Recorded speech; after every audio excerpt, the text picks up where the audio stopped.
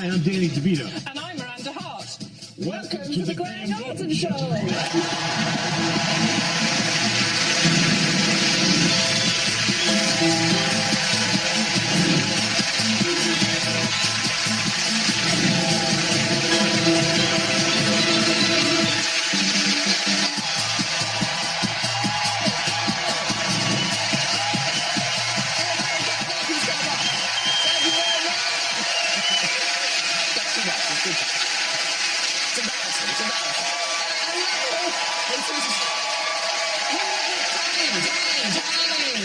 Hello, good evening, very welcome. Great show for you tonight. I tell you, tonight's show is brighter and shinier than Theresa May's toe caps.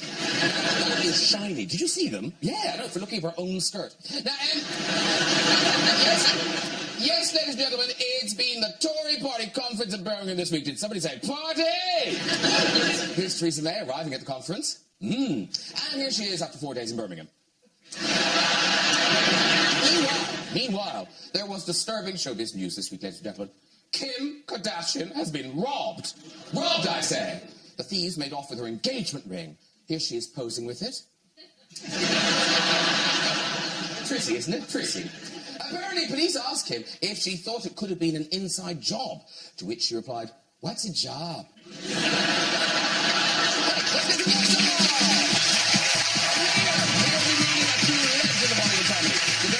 DeVito is here. Plus, we will have music from Amber Riley. Here is an exclusive performance of Amber, I'm telling you, from Dreamgirls. But first, he's one of the UK's favourite comedians. It's a warm welcome back to Mr. John Bishop!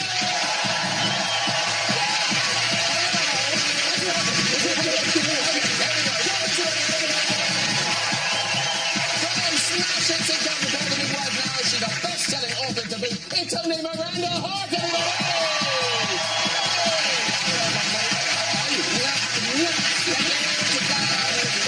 This man has starred in Jurassic Park, The Piano, and TV's Peaky Blinders. Now he's bringing us New Zealand's most successful film ever. Welcome for the first time, Mr. Sam Neill! Hi, nice to see you. Sam Neill. Scottish actors who starred in Trainspotting, Star Wars, and Moulin Rouge. Now he's making his directing debut. Welcome back, Ewan McGregor!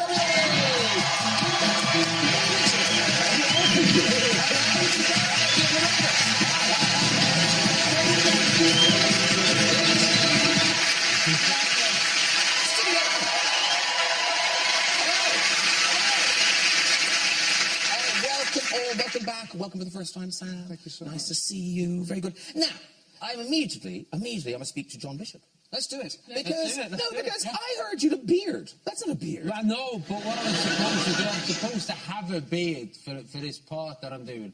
But I thought because I was coming on here, I'd trim it a bit.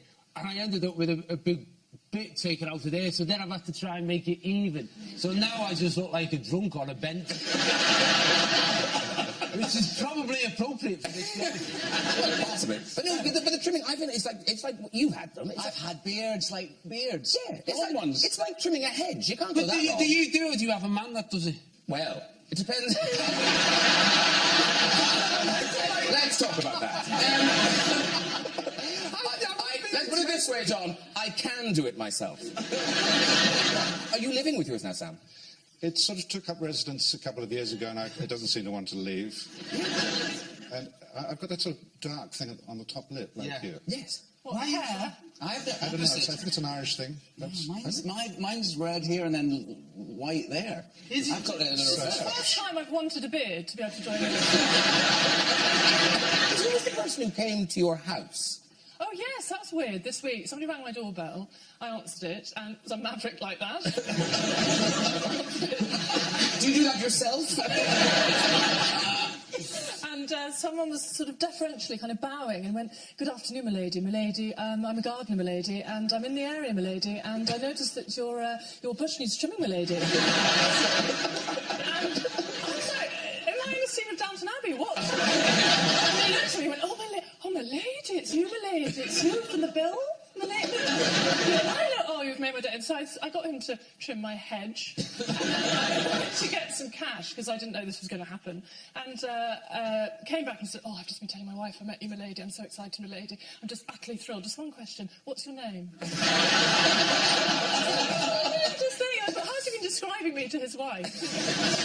Oh, now, here's the thing. Sam Neill and Ewan McGregor... Now, am I right in saying you've never been in a film together? No. No. But you have hung out. Oh, yeah. I was in Australia when I was doing Moulin Rouge and when I was doing the Star Wars 2 and 3. And we'd have dinner parties and stuff. Yeah, we're all mates. And now, Sam Neill, Ewan McGregor slightly dobbed you in it, because he told us that you used to jam. Yeah, his... I did, I'm It's sorry. a bit of an exaggeration. We're usually drunk, and he's good, and I'm crap. That's definitely And he can play guitar, and he can sing. I mean, you're singing in films all the time. Even when it's not a musical, you sing. You get an excuse to sing. I used to be dropping my trousers, and now it's singing a song. Yeah. Oh, well. Because we I think, are they... Oh, God, no. No. Yes. Oh. Here we go. Because your chosen instrument is the ukulele. Ukulele. That was actually... Yeah. Type it into a computer.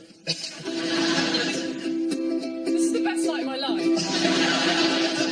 You sing. I don't care if it rains or freezes, as long as I've got my plastic jeans sitting on the dashboard of my car. Paint colors, pink and fuzzy, rose in the dark colored stare, doesn't take it with you when you travel far. Got yourself a sweet Madonna dressed in white stone, sitting on a pedestal, Babylonian shell. Going 90, I ain't scared because I've got my Virgin Mary showing me that I won't get too low.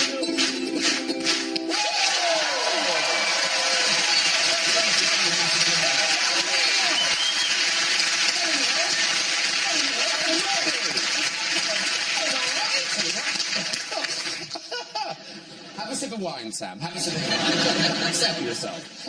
Now, ladies and gentlemen, Ewan McGregor, not content with being a marvellous actor, has now directed a feature film. Yeah, and you're in it. Yeah, I you're in am, it. yeah. Yes. Yeah. It's called American Pastoral. It opens on the 11th of November. And there's probably no one here who hasn't read American Pastoral by Philip Roth. But just in case they haven't, Let's ask someone in the audience. Next. It's a story of a family, but it's kind of wider. It's kind of a story about It's slice a of story. America. It's about. I guess Philip Roth is writing about America at the period of time with the post-war generation. There's a couple who are a couple of the 50s, and they represent the American dream, if you like. And then their daughter Mary represents the 60s. And it's a story about this family, and their daughter falls in with a political group in New York and becomes radicalized, and she disappears after a terrorist act. And it's about how they deal with that situation. And you guys are, I mean, the cast, you have a fantastic cast. Yeah. But I just wondered, because they all knew you were first-time director, Yeah. is it like a supply teacher, where kind of like everyone's no idea what he's doing? Well, I hope not. They are, like you say, very good actors, so I maybe wouldn't have known anyway. No, I think it was brilliant. It was a nice, inclusive feeling. I mean, I learned a lot from Danny Boyle, who I used to work with in my early days, and who sort of very much defined me as an actor. He was my first director, and he set the bar very, very high in what to expect with that relationship. And he would always just clear the set and rehearse with the actors alone. And I've always loved that, and I think it's important because the actors feel involved in the work that you're about to shoot. There's nothing worse than walking on set and being shown a mark and someone says that's where you were standing. Because you always feel like, how do you know? You want to be part of it. So I would do this. I would clear the set and say, OK, now it's just a rehearsal for the director and the actors. And I would walk on with Jennifer Connelly and close the door. And then I'd be like, oh, yeah, it's me. There was no one else there. And it felt like we were sort of getting away with something, But we had that freedom and we took that time to do it. So I think the actors felt involved and, creatively satisfied. All right, listen, well, let's have a clip. This is you trying to persuade your daughter, played by Dakota Fanning, to sort of come back into the fold of the family. Right. You want to protest the war. Protest it right here in Old Rock. What am I going to do, march around the post office? Bring the war home, isn't that the slogan? Look, they gave me this award. It's just a stupid plaque, but it means one thing. If you take a stand, people notice. If you oppose the war right here with all your strength, this is part of America too, you know. Read Marx. Revolutions don't begin in the countryside. We're not talking about revolution. You're not talking about revolution.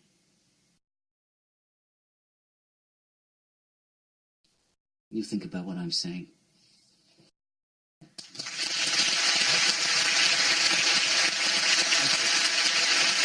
Is this you getting the bug now, or is this you thinking, I'm never doing that again? That's a lot of work. I don't know, when I finished my last day on it, I think I wouldn't have wanted to do it straight away. But it was a brilliant thing. I loved it so much. Because, John, you did a bit of directing. You directed on Sky. Yeah, I did the Little Cracker, which is a thing that they have on Sky, where you do a little 15-minute thing. And it was it's supposed to be about your own childhood. So I did something about when I was 13, I sold teddy bears door to door and made my first £100 selling teddy bears that we made in this factory that my dad had. So I had to cast, I said, I'll do it, but I want to write it and direct it. So I had to cast somebody who was a teenage version of me. I thought, I've got a house full of them. So I auditioned my own kids to be a younger version of me and didn't give them the part. I did it to another kid whose mum I knew a while ago, but I haven't seen it.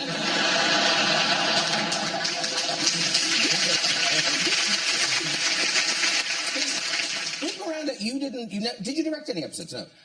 No, I didn't direct, sort of technically television-wise, but in the rehearsals I direct the performance and the movement a bit. So I'm theatre directing is my passion. That's what I'd like to do. But you did do the casting. Well, yeah, that is a perk of the job. Actually, I think I would love to have cast you. Would you like to be in Miranda? I would bring back Miranda if you wanted to be in. Come on.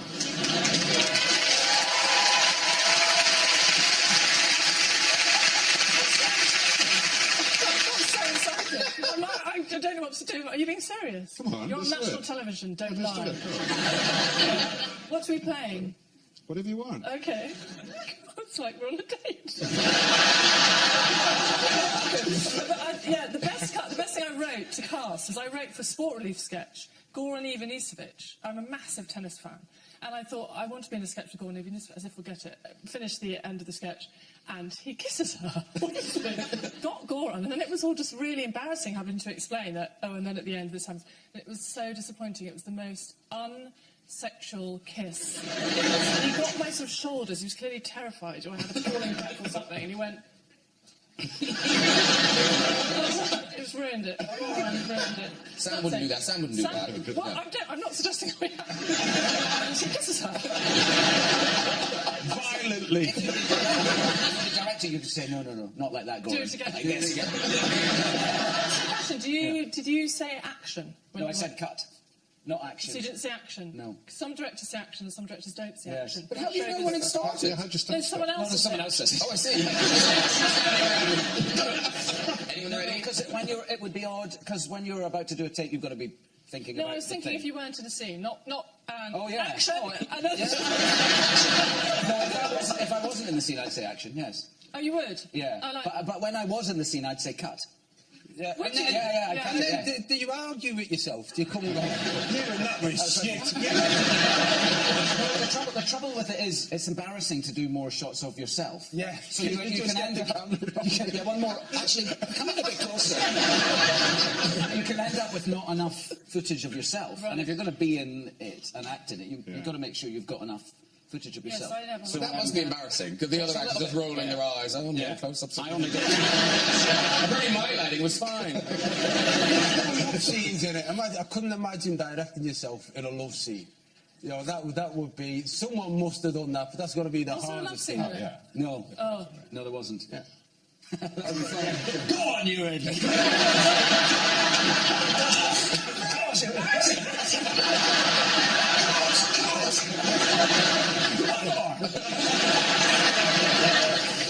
But you talk about learning from Danny Boyle. Sam Neill, of course, you worked with Steven Spielberg. And Jurassic Park, of course, it's back now, Jurassic World and thing. And you've ruled out ever coming back. You could come back. You're still alive. No, I didn't rule it out. Oh.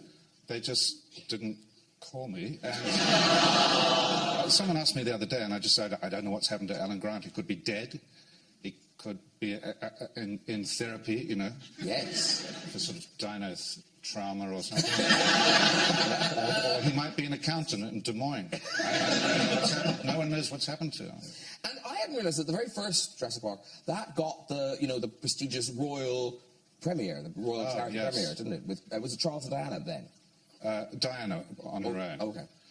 For reasons I have no idea, but yes, I found myself sitting beside Diana in. I've told this story before, and my son is so embarrassed by it. But Diana was sitting here. It was in the Odeon, you know. Yeah. My son was sitting here. It's a drafty cinema, as you know, and the draft was going this way across. And as soon as the dinosaur, my son was 10 at the time. As soon as the dinosaurs turned up, he started farting. But it was drifting towards me. I had my dinner suit, and I thought, I'm sure she'll think it's me. I could feel the sweat stains just sort of growing on my dinner suit like this. And he didn't stop until he denies it to this day. And I'm sorry that she's not around. I can apologise, you know. It wasn't me. And that movie, it seems to me, maybe I'm wrong, that was kind of the first time we saw that quality of CGI, that, you know, like that. And that amazing scene Yes. where yourself and Laura Dern see the dinosaurs at the same time the audience see the dinosaurs. Right. In fact, we've got that clip. Here we go.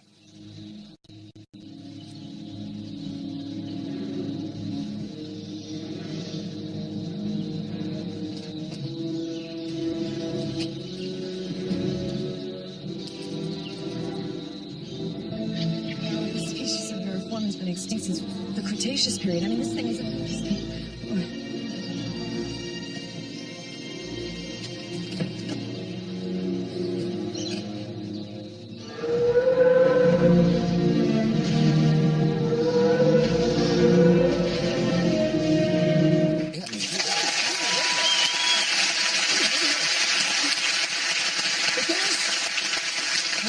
When actors do films like that, you know, you guys, you know what you're looking, because you've seen films like that. You're going to think, oh, okay, it's going to be amazing. But what did you think you were looking at? Did you think it was going to be that good? I can tell you what I was looking at. And you know, it looks simple enough. But actually what I'm looking at is Steven Spielberg with a big long stick with a tennis ball at the end. Just waving it like this. And, you know, you have to look as stunned. Not easy, this stuff, is it? Well, no, it's like, but that's like a masterclass in amazement. Now, I'm going to ask Miranda a question, and I think I know the answer. Would you like to do a bit of acting with Sam Neill? No. Yes, continue. Okay, so could you recreate the look of amazement? So basically, you look over, the two of you look over. I've got props, ladies and gentlemen. I've got props. I've got the Laura Dern leaf. Laura Dern glasses. You've got as much or as little there as you want to put on. There you go. Okay, so they're preparing. Okay. And by the way, at the end, when they're looking suitably amazed, annoyed by the dinosaur, it's slowing traffic down. Stupid things. Who brought them back? If you, using your vocal training, Do a little bit of dinosaur bit of dinosaur noise. Immeasurably, actually. I'll do it. Can you indirect this, please? Yes. Okay, so we start the music. Where are the dinosaurs going? Right behind you. Behind you. See, you're looking behind Where's you. the tennis ball? Yeah, there's the camera. I'm going to get out of the way because I'm only doing dinosaur It's a noise. very small dinosaur, is it? No, it'll lift. Camera. Oh, right, okay. Yeah. I've got a chicken one. Yes, it's a dinosaur. Dinosaur, for fuck's sake, just be amazed. I don't know how you do it. I don't know how you do it good.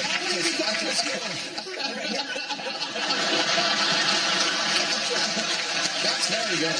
That's very helpful. I'm starting the music. I'm not being rude, but I prefer a tennis ball. I've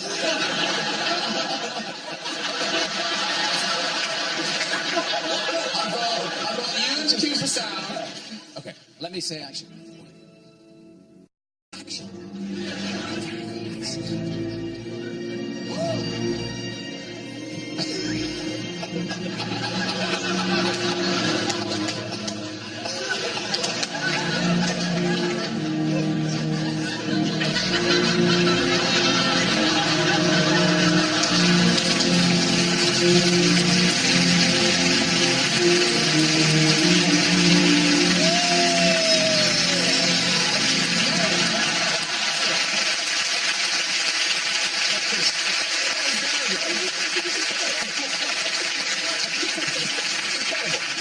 good to excellent. Oh, dear. my good work, everyone. But it's very hard to corral actors, isn't it? Herding cats. It's sort of... and actually, Sam Neill, we're here to say, Sam Neill has such a lovely film out at the moment. It's called Hunt for the Wilder People. And it's one of those things, if you just read the synopsis, you kind of think, is that a really depressing film? But in fact, it's joyful and it's lovely. It's a heartwarmer, yeah. Yeah. It's a kind of a road movie, except there's no roads. We really have about 3 roads in New Zealand, so... and it's me as a grumpy old guy and a kid, 12-year-old kid, who's, you know, dispossessed and lonely and a foster kid. And we have to sort of survive. Doesn't sound very funny, does it? But it is. I've seen this film. It is hilarious. And what's so weird is, like, really sad things do happen in it and make you cry. But overall, it is hilarious. It is a very funny film. Yeah, and people are nicer to me in New Zealand as a result of this. You know, I think the last time they saw me was a Psychopath and Peaky Blinders. People avoid me. And now they're sort of nice to me in the airports. It won't last. And Sam, you know I'm a fan, but your co-star does steal every scene he's in. Well, everyone says that, which is kind of irritating, but then... It's true! It's just true! It's his film, you know. It wasn't... These scenes weren't his to steal. You gave them to him. You gave them to him. Yeah. And also because he's 12, but this isn't his first time at the rodeo. He's fantastic, and such a nice kid. We've been all over the world together, you know, with this little movie that came from nowhere, which people seem to really respond to, and it's been a great adventure. And it's outgrossed everything in New Zealand, hasn't it? It's one of those films that everybody's been to see. Yeah, we don't really count The Lord of the Rings because it's American money. Apart from Lord of the Rings, those little things. That's the biggest thing we've ever done. All right, let's see a clip. This is you and your co-star in action, Julian Dennison. Yeah. And this is after you've been left alone with him, and he's trying to persuade you to keep him on the farm. But I live here now. It's my home. Not anymore, it isn't. Not in their eyes. Not without a woman to run the show. Why don't we just get you a new wife? There's plenty of ladies on the internet, I heard. Too soon? If they try to take the farm, we'll just have a shootout like Scarface. Except we don't have any cocaine. You can't change this stuff. You're going to go back. You're going to stick it out in a new home, okay? There's no way that's happening. Well, I'm going to go bush. I'm going to disappear for a while. Disappear? Yeah, that sounds more like me. Oh, bigger team! For God's sake. For the last 5 minutes out there. But Auntie Bola said you had to look after me. Just give me some privacy.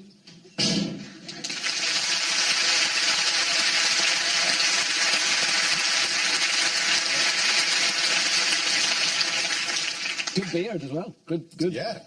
Cracking beard.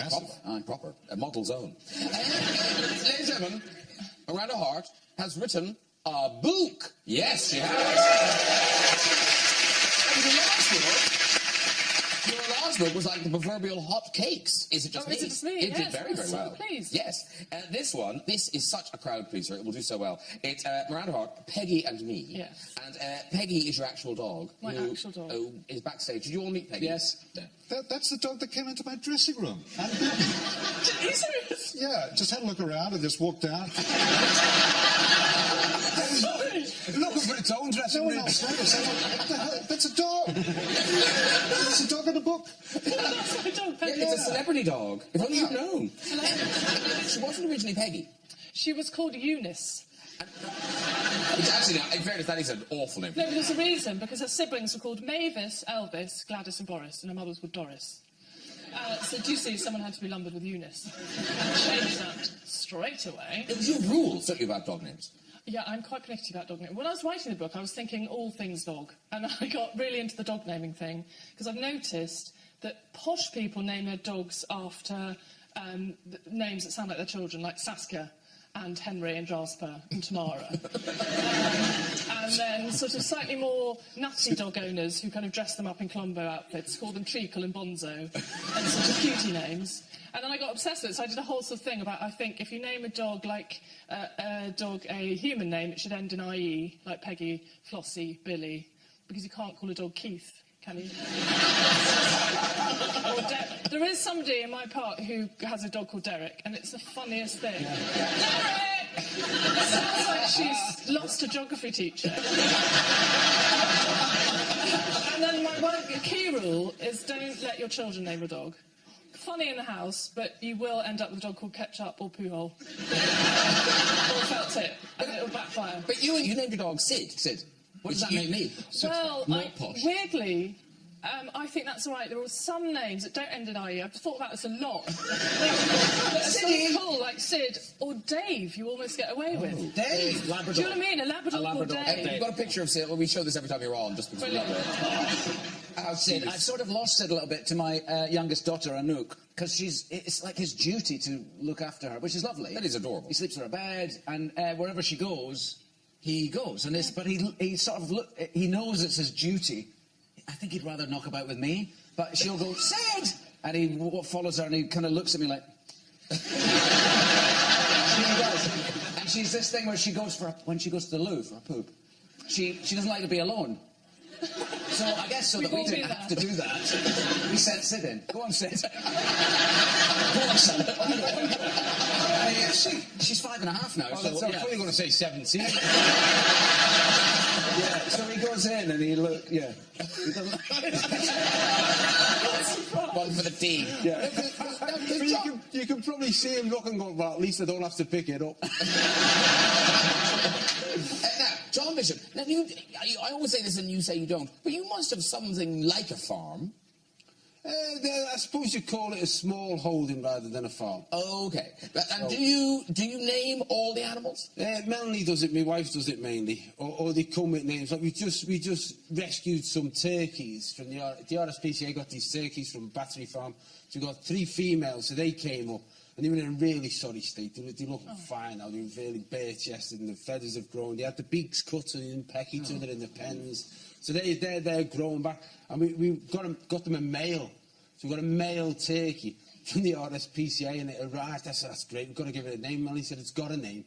Bernard. I think someone's taking the piss. Turkey Bernard. That's lovely. That's lovely. Because Sam Neill, is yours a similar situation, or is yours an actual farm? Well, look, yeah, I mean, we grow wine, but I've also got lots of animals, and I do give them names, and I know you're vegetarian, it probably makes you feel slightly ill, but, you know, I have about 30 to 40 lambs every year, for instance, and I can't find happy homes for all of them, to be honest. I really want to.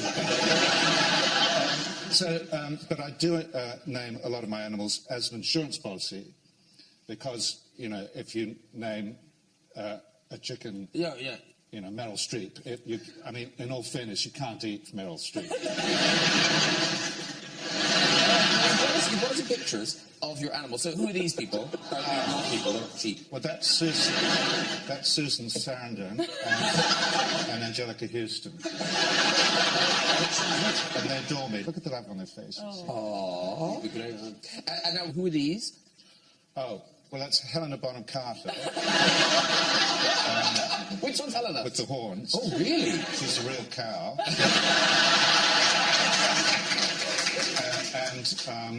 The little fella on the left is Graham Norton. The little fella, yeah. No, is that really? Yeah, Did you just do that today? No, that's Graham Norton. Is that really Graham Norton? Yeah, that's Graham Norton. It's brand new. And Helena Bonham Carter is Graham Norton's mother. She'll be thrilled. We've got another picture. Yeah. That's Jimmy Nesbitt, who is Graham Norton's father. Can I just say, I am adorable in costume. I really should spend all my time as a calf. Yeah. Can you stop fingering yourself?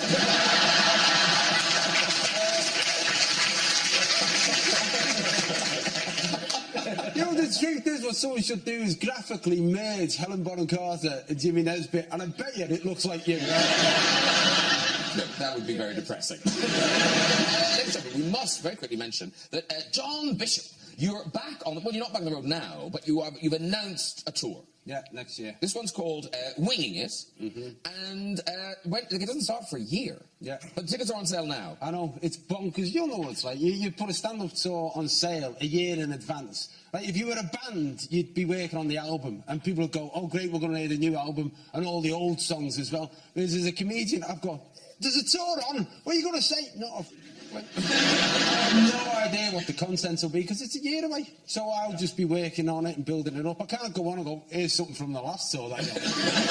Everyone got this funny before. Yeah. and you are very hands-on with your tour. Like, is it true you handpick the stage crew? Yeah, well, what happens... Not in a creepy way. Yeah, no. Not in a creepy way. Come and sit with me.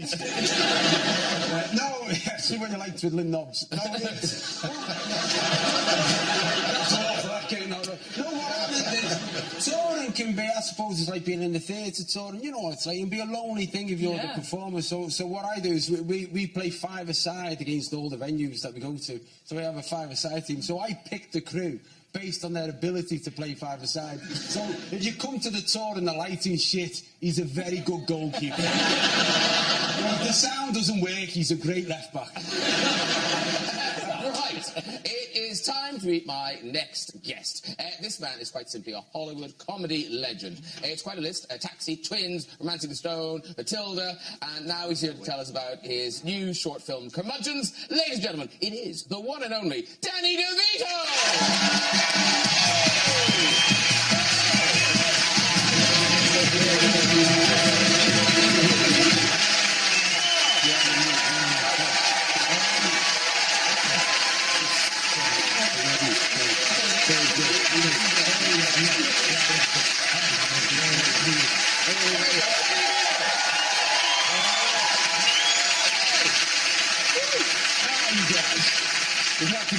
You're having a great time. Yeah.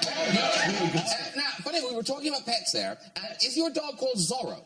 Yes. Our dog's a Chihuahua, long-haired Chihuahua. Yeah. My son found him under the house when he was a little baby. Somebody abandoned him. We took him in. Beautiful dog. Mexican descent. Chihuahua. Yeah. He's an amazing dog. And I met Peggy. Have you met Peggy? I did. In your dressing room as well. Peggy was back there. Great. She's doing the rounds. She took the lead. Yeah, she took the lead. Did she? In my dressing room. No. She's a really sweet dog. Yeah. The last time we met, we were doing animals, weren't we? You were playing a wolf. That's right. Yeah. I was a werewolf. That's right. Big Fish. That was the last time I saw you. Yes. That was the first time I ever did a bare-ass scene. I can still remember your parts in a sock. In a sock, yeah. It was a big sock, you know. Knee-high sock. You don't want to embarrass the crew, you know. But Ewan McGregor, not the only person who's directed a film. Danny DeVito brings us such a beautiful film. Curmudgeons. It's terrific. Now, anyone can watch it right now. It's on video, It's on right? Vimeo, yeah. Just go. It's free. You can watch the movie. It's 16 minutes long. So you'll have a great time tonight watching Curmudgeons. It is, because it is such a fantastic... We can't say that much about it, because it's a short film. Well, it's a 16-minute film. How are you going to talk... You know, yeah, and also... It's about love and embracing the fact that you should be free in life, and everybody should respect each other's feelings. It's got a twist, and like some, it's genuinely about love and friendship. And you're playing... Fantastic twist. I was weeping at the end. You know, you can't help but cry. There. Oh, yeah. Good, we can't talk. I watched it this afternoon. Yeah, were you weeping too? I wept. You wept? I wept. You wept? It is such a... you said you cry, you laugh, but you're playing older than yourself. Yeah. Yeah. Yeah, in a film. Yeah. And it's a lovely look at old age, but it's also, a bit bleak. Are there any silver linings as we march towards old age? Well, basically, I think it gives you a little bit of a carte blanche. You can say anything you want. That's part of that thing. You really... That's why I love this character so much. I've always felt that way, though. So this is the weird thing. From the time I was a kid, I could say anything I wanted. And it's like very, very dangerous. You know what I mean? As you could, if you know anything about my life, it's just really, sometimes it gets a little sketchy.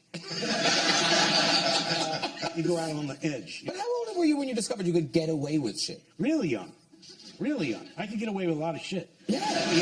No, I mean, I guess it was, you know, the thing about Italian families, you know, my family was very, very boisterous, very big, very, you know, like they said anything they wanted. They didn't hold anything back. And I'm from New Jersey, so New Jersey is synonymous with ball breaking. You know, you just break balls. Like what the fuck are you looking at, man? What are you looking at? Yeah, were you sitting there? What are you doing there with your hand? Anything, you can say anything. It's like really glorious. And talking about family, this is a really nice family project because it's the movie Curmudgeons. Yeah. I saw a play about 3 years ago, and my daughter is an actress, Lucy. She's in it, and thank you. And Jake, my son, produced it. We did it together. We did it in 3 days in New York. You know those schedules, how they are sometimes. And a dear friend of mine, David Margulies, who I've known since in the 60s. We did theater together off Broadway in New York, and we've been very, very close. And I saw him in the play about 3 years ago. And we thought, Lucy said actually it would be a great little movie. So we worked on it. We put it together. David was very, very ill while we were shooting. And he was a trooper. I mean, like he really gave 150%.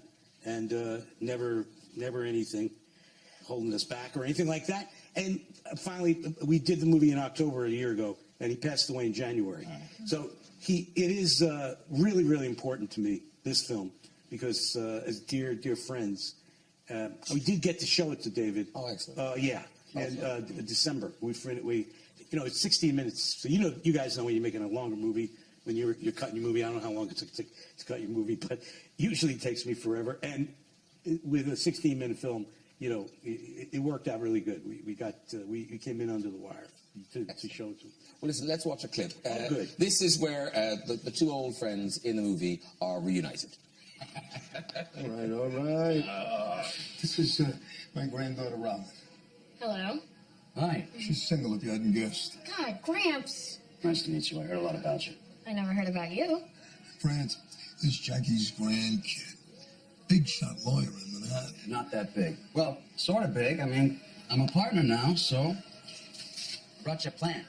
Who are you? Here. Yeah. He's a grumpy son of a bitch, ain't he? Yeah, he is. Good to see you, you grumpy son of a bitch. What brings you here? I brought you a surprise, and it ain't a plant. What are you doing, reciting War and Peace? Shut the fuck up, Pop. It ain't a little surprise. Come and get me, you dum-dum.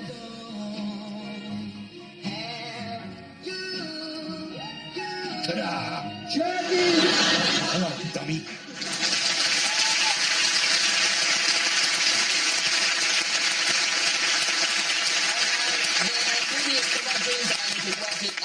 Video right now. Okay, this is very exciting. It's time for a musical treat. This lady has gone from hit TV show Glee to make her West End debut in Dreamgirls. Here, with an exclusive first-time live performance of the show-stopping, and I am telling you, I'm not going. Please welcome Amber Riley.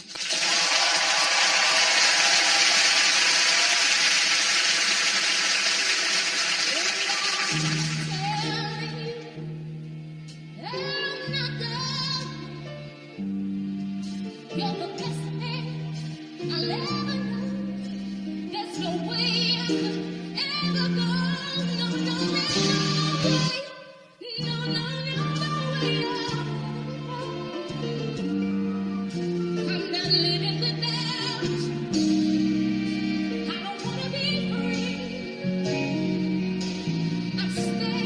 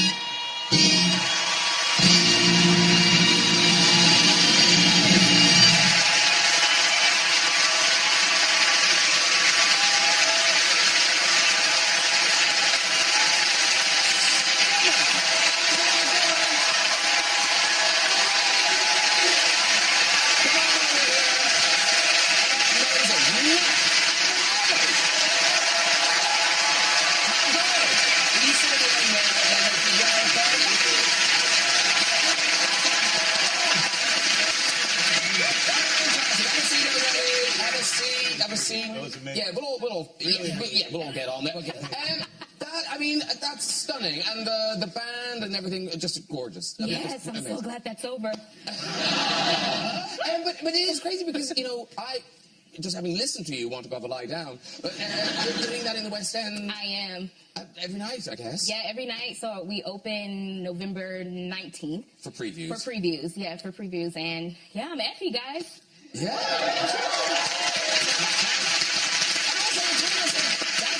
That's a standout song, but there's lots of great songs in that show. There's One Night Only.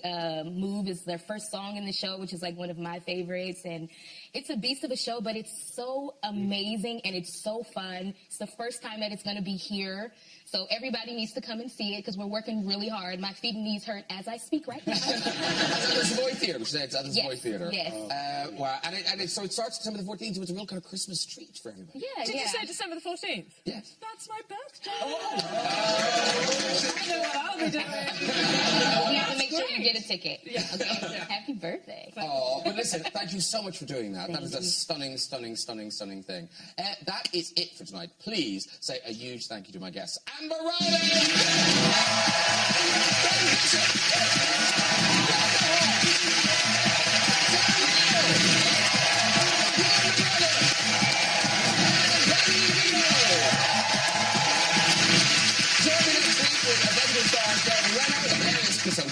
Five-time Oscar nominee Amy Adams and Ep2 director Niall Horan. I'll see you then. Good night, everybody. Bye-bye.